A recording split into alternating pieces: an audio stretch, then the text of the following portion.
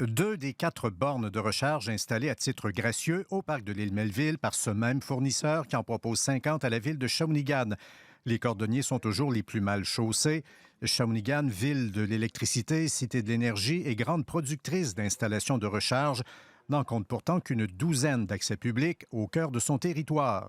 Bon, on est la ville de l'énergie, AdEnergie est ici, nous, Planck, on est ici, Elmec est à Grand-Mère. Donc, on a pas mal la ville qui a donné la naissance de l'industrie des bornes de recharge au Canada.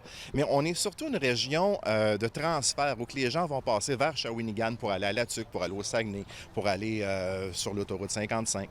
Donc, il y a un hub à développer au niveau de notre ville pour pouvoir aider cette transition-là, pour pas qu'on ait un désert d'électrons quand on va à la TUC ou dans ces places-là. Planck EV, qui installe des bornes de recharge partout au Canada, est disposé à en offrir 50 pour une période de 5 ans à la ville, sans frais et gratuites à l'usage. Elles sont de niveau 2 pour un ajout de 30 à 50 km en autonomie. Elles ont été fabriquées chez Elmec dans le secteur Grand-Mère. La ville n'aura qu'à décider de leurs emplacements.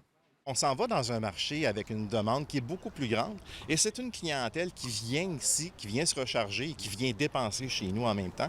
Et dans cette affaire, le distributeur trouve son compte dans la revente de crédits carbone obtenus à partir de l'installation gratuite des appareils. Une fois les frais de fonctionnement retranchés, le reste des revenus sert à des projets de décarbonation. Clairement, aux yeux de Mobilité électrique Canada, Shawinigan traîne de la patte en matière de disponibilité de bornes de recharge.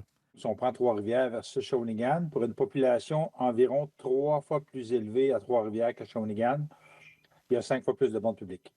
Pouvoir facilement y faire le plein en électricité est maintenant un facteur d'attraction pour les villes. Pour moi, le meilleur exemple de ça, c'est ce qu'on voit qui a été fait en Gaspésie, où on peut faire le tour de la Gaspésie et tout le tour, il y a des bornes de recharge publiques. Mais ceci n'est rien pour aider. Dans les derniers jours, pour récupérer le cuivre, quelqu'un est allé couper les câbles de 3 des 4 bornes de ce lieu de ravitaillement. Ici Louis Cloutier, Radio-Canada, Shawinigan.